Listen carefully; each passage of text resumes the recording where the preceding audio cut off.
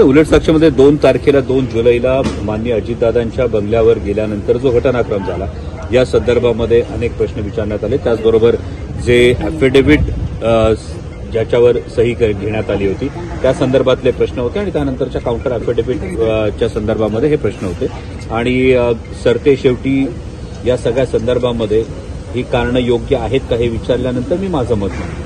जी 2 affidavit सादर आपण केली होती त्यामध्ये नेमकी खरी कुठलं आणि आपण काही माहिती लपवत असल्याचं देखील माहिती लपवत असण्याचा हा विषय नव्हता। यामध्ये महत्वाची ही गोष्ट होती की पहिलं जे ॲफिडेव्हिट सही घेण्यात आली ज्या ॲफिडेव्हिटवर या ॲफिडेव्हिटवर मी सही 2 जुलैला केली आणि त्यावर नंतर तारीख ही 30 जून टाकण्यात आली आणि त्या ॲफिडेव्हिटवर त्याचा हेतू हा कुठेही त्या संदर्भात त्याचा उल्लेख करण्यात आलेला नव्हता आणि त्यामुळे जेव्हा 25 जुलैला इलेक्शन कमिशन समोर केस दाखल झाल्यानंतर त्याचा हेतू समजला त्यानंतर 1 ऑगस्टला हे त्याच्यावरचं पहिलं ॲफिडेव्हिट हे नल अँड व्हॉइड करण्यासाठीचं काउंटर ॲफिडेव्हिट करण्यात आलं। सेंट्रल एजन्सीच्या एकूणच भूमिकेविषयी एक संदिग्धता ही निर्माण झाली। आता सर्वसामान्य माणूस सुद्धा बोलतो की ही चौकशी किंवा चौकशीचा ससेमिरा हा विरोधी पक्षातल्याच नेत्यांच्या विषयी का होतो। तुमच्याकडे जर असं एखादं उदाहरण असेल तर प्लीज मला दाखवा की असा एखादा नेता ज्याच्या चौकशी सुरू झाली किंवा या संदर्भातली बातमी आपणच सर्वांनी दिली त्याने सत्ताधारी पक्षात प्रवेश केला आणि तरी त्याची चौकशी सुरू आहे असं जर एखादं उदाहरण तुमच्याकडे असेल तर ते मला सांगा, माझ्या माहितीत भर पाडा। कारण अशा पद्धतीचं कुठलंही उदाहरण दिसत नाही।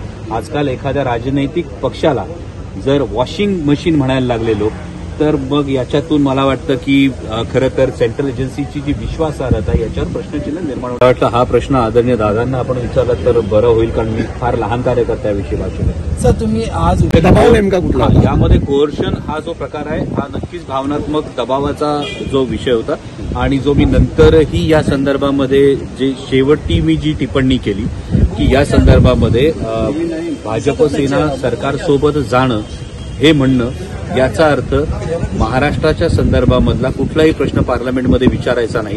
कारण आज महाराष्ट्रातल्या 48 खासदारांपैकी 39 खासदार कांदा निर्यात बंदीविषयी कोणी चकार शब्द काढलेला नाही, कापसाविषयी सोयाबीनविषयी कोणी चकार शब्द काढत नाही, त्याचबरोबर महाराष्ट्रातून जे उद्योगधंदे पळवले जातात याविषयी चकार शब्द काढत नाही आणि जे शेवटी जी सगळ्यात महत्वाची गोष्ट होती मग मतदारांनी तत्व मूल्य निष्ठा या गोष्टींवर विश्वास ठेवायचा की या गोष्टींना आता तिलांजली दिली असं समजायचं। आता भावनात्मक दबाव नाही तर दुसरं काय। सर मी आता चौकशीमध्ये होतो त्यामुळे या संदर्भातली पूर्ण माहिती मला नाही पण माझ्यापर्यंत जी माहिती आली त्यामध्ये फक्त पश्चिम बंगाल पुरता हा निर्णय झालेला आहे आणि या संदर्भामध्ये काँग्रेस नेते जयराम रमेश यांचंही एक विधान ऐकलं त्यामुळे नक्कीच यामध्ये चर्चेतून काहीतरी तोडगा काढला जाईल अशी आशा आहे। मराठा आरक्षणासंदर्भात सामाजिक राजकीय परिस्थिती आपण पाहिली तर आपल्याला प्रत्येकाला हा प्रश्न पडतो की मी नेमकं मतदान कशासाठी करतो आणि मी ज्याला मतदान करतोय त्या व्यक्तीची नक्की विश्वासार्हता काय।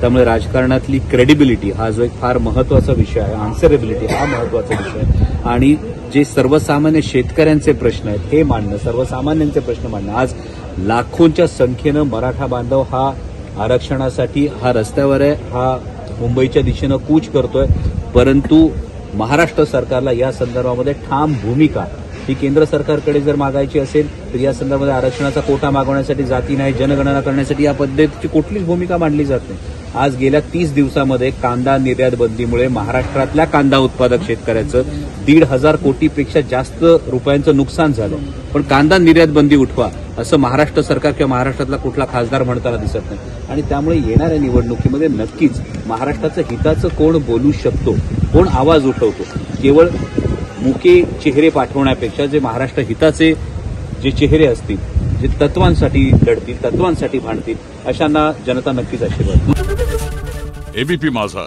उघडा डोळे बघा नीट।